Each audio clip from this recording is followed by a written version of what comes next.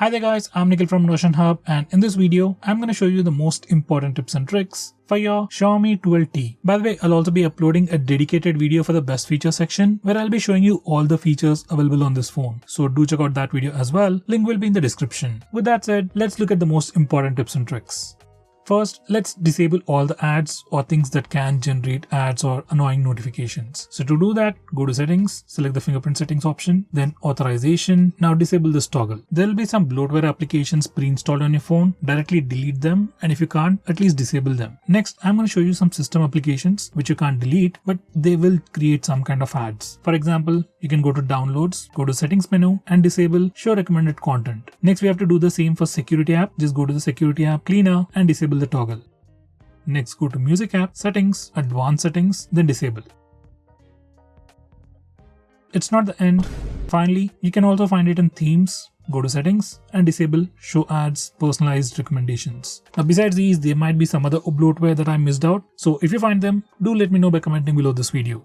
Next, we have the famous object eraser feature on this phone, and it works pretty easily. Just open the Photos application, just select the photo, just go to Gallery, select the photo, click Edit, Create, and then Erase. In Erase, you have more options, like you can do it manually. You can remove objects, remove lines, or remove people. Next, we have the bokeh feature where you can turn normal photos into portrait shots. Using this feature, you can change the amount of background blurriness you want, and you also get all these filters which can further improve your portrait shots or the bokeh shots. Next, we have the famous feature to actually change the sky in the background. This is how it works, and it actually can make your photos look a bit more unique.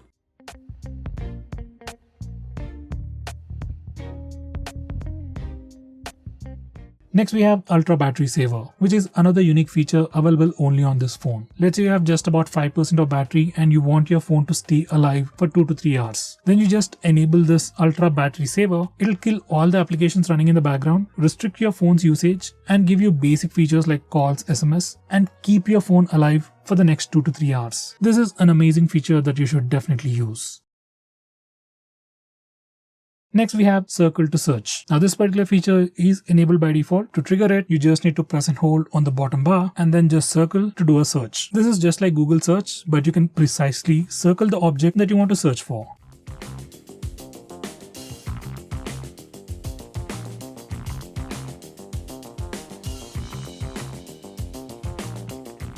Next, I'm going to show you navigation gestures. Now you can enable from these settings, and once you enable it,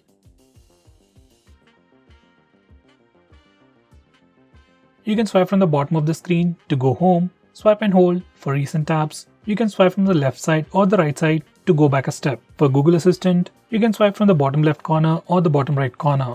And just like on iOS, you can just swipe left or right on the bottom bar to quickly switch between applications. Next, we can also trigger Google Assistant by just using the power button. You just need to enable this toggle and then press and hold the power button to trigger Google Assistant. Next, I'm going to show you how to enable the dark mode on this phone. So from settings, you can enable the dark mode, and once you enable it, all the system UI elements change to the dark mode. Even stock apps like phone dialer, SMS application even change to the dark mode. Even the Google applications will automatically change to the dark mode. Now this dark mode definitely helps you save some battery, looks much more cooler, and also affects your eyes less at night. From these settings, you can also schedule to automatically turn on and turn off dark mode at a specific time. Next, I'm going to show you how to take pictures using palm gesture. You just need to enable this option and just show the palm to the front-facing camera, and your phone will automatically take a picture. It's not a big feature, but something you might definitely want to try. Next, I'm going to show you how to take screenshots on this phone. By default, on any Android phone, if you want to take a screenshot, you can just press the volume down button and power button both at the same time to take a screenshot. For some reason, if that's a bit difficult for you, on this phone we also have the 3-finger screenshot gesture. Once you enable it, you can just swipe down using 3 fingers to take a screenshot. By the way, we also have a quick shortcut to take a screenshot even in the notification toggles. Next, I'm going to show you how to take a longer screenshot. So to take a longer screenshot, first we need to take a regular screenshot. You can either use the buttons or the gesture. Now once you take a screenshot, you'll see a small pop-up preview. Just tap on scroll to start taking a long screenshot. Next, I'm going to show you how to take partial screenshots. To do that, you just need to place 3 fingers on the screen and hold, and you'll get a preview. From here, you can just drag to select the area that you want to take a screenshot of. Next, I'm going to show you how to use split screen mode on this phone, or to say how to use 2 applications at the same time. For that, first go to the recent apps. Then click and hold on the application that you want to use in the split screen mode. Then select split screen. Now you can select the secondary app from the list below, or else you can go to the home screen and select the secondary app from the app drawer.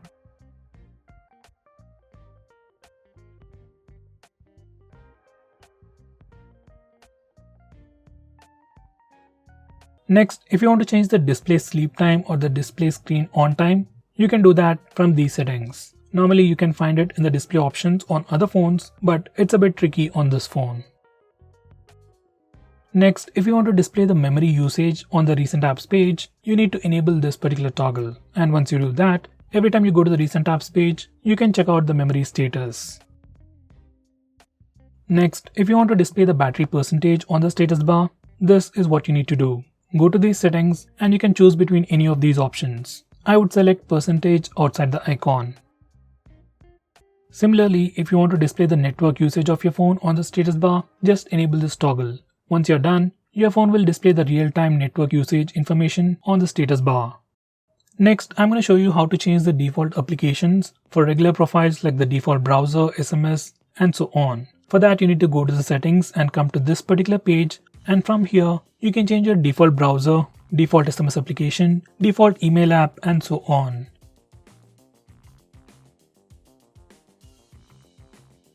Going on next, if you're someone who's really concerned about privacy about your phone, and if you want to lock few applications on your phone, you can do that on this phone without installing any third-party applications. You can lock applications just like I've shown you in the preview. By the way, you can also have a different password for these locked applications from your phone's password, which is actually a pretty good thing. By the way, we can also use the fingerprint scanner and the face unlock features to unlock the locked applications. For that, we need to enable those options from settings.